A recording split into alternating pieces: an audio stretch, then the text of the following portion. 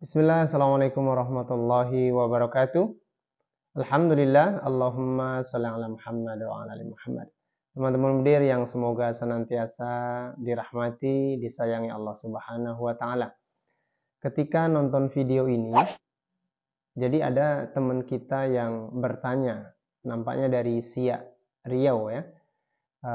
Beliau bertanya, bagaimana cara kita menentukan panjang pendeknya sebuah kata atau sebuah bacaan. Di situ disebutkan nama Khalidun, yang panjang kho-nya. Bagaimana kita menentukan kho-nya yang panjang? Kemudian Khadijatu, yang panjang adalah di-nya, bukan kho-nya. Nah, itu berbeda lagi. Kenapa di-nya yang panjang? Kenapa bukan kho-nya yang panjang? Nah, ini perlu dijawab. Ya. Nah, jawabannya seperti apa? Versi imla tentunya ya, versi imla. Maka mari kita simak sama-sama video ini.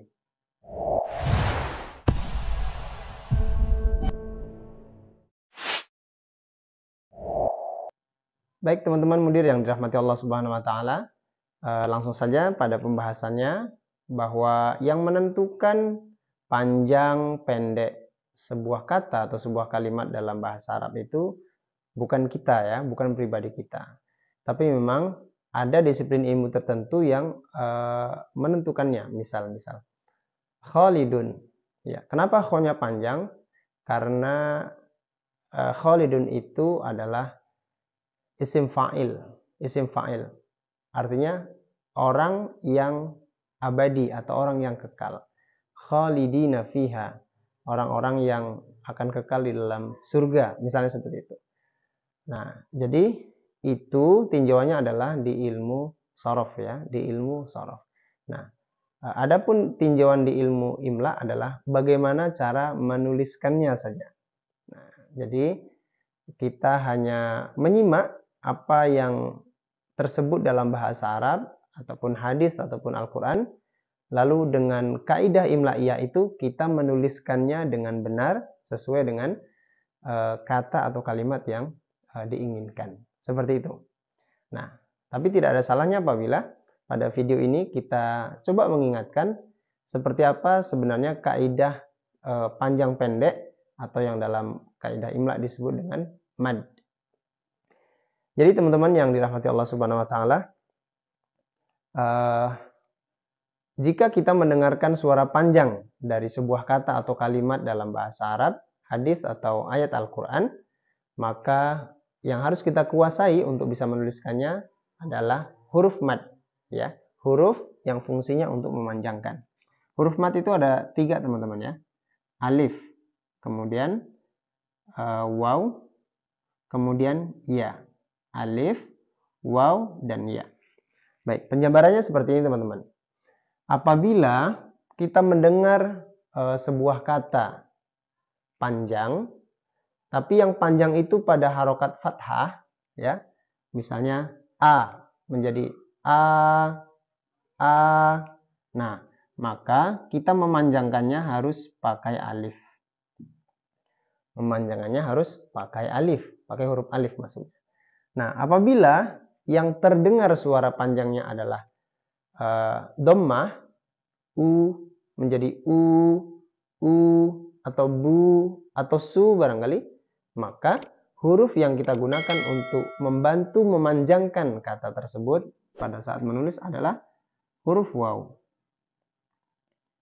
Nah, berikutnya terakhir, apabila yang kita dengar sebuah kata itu panjangnya pada suara i, ya, pada suara kasroh, ya, pada suara kasroh, bi misalnya atau fi misalnya kan. Nah, maka huruf yang kita gunakan untuk memanjangkan adalah huruf ya ini.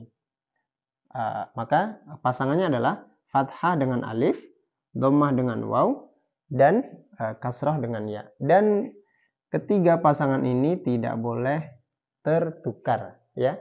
Hati-hati, kalau bukan jodohnya maka tidak berhasil kita membuat kata yang berbunyi panjang itu. Maka jodoh itu tidak boleh tertukar atau dipisahkan.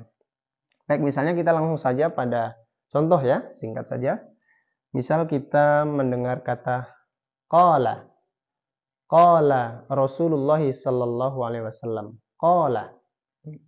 Maka terdengar panjang itu di suku kata yang pertama, qala, qala, qala.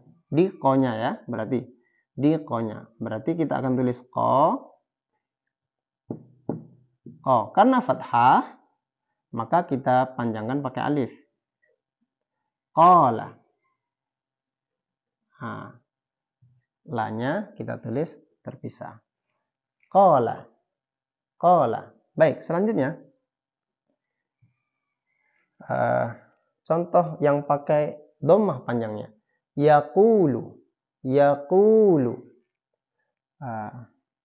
Diagnosanya yaqulu. Yaqulu. Nah, panjangnya di ku. Suara panjang itu terdengar pada harokat dhammah. Ku, yaqulu. Nah, maka kita tuliskan ya. Pakai qaf, teman-teman ya. Ya. Ku, ini yang kedua. Yang pertama ya, ini pendek. Yang kedua, ku-nya panjang. Nah, karena dia dhammah, teman-teman ya, maka rumusnya menggunakan huruf waw. Menggunakan huruf waw. Ya. Yaqu, baru kemudian lu. Ya. Yaqulu. Nah, seperti itu teman-teman ya. Nah, kemudian contoh terakhir. Contoh terakhir masih dari akar kata yang sama. Misalnya kita mendengar kata qila. Qila. Nah, maka diagnosanya qila. Kalau tadi kan qala, yang ini qila. Nah, ini kasrah, ya kan? Oke, qi, tapi kan panjang. Maka pemanjang dari kasrah ini adalah huruf ya. Nah, itu dia. Qi. Kita kasih ya, sambungnya ke lam. Baik. Qila. Qila. Baik. Jadi dari satu akar kata kita langsung bisa mendapatkan 3 kata beruntun. Qala yang panjang fathah, maka kita panjangkan menggunakan alif. Baik. Yaqulu. Ya, yang panjang adalah dhammah di tengah, ya. Maka karena dhammah kita panjangkan menggunakan waw. Karena qila, contoh ketiga, qila yang panjang adalah kasrah, maka rumusnya memanjangkannya harus menggunakan huruf ya. Nah, jadi siapa yang menentukan kenapa yang panjang qala atau yaqulu atau qila? Bukan kita, ya. Bukan kita yang menentukan. Kita hanya menyerap informasi bahwa kata tersebut panjang di bagian ini.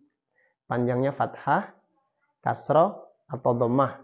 Nah, kita gunakan kaidah imla'iyah itu untuk menuliskan kata tersebut sesuai dengan ketentuan yang berlaku.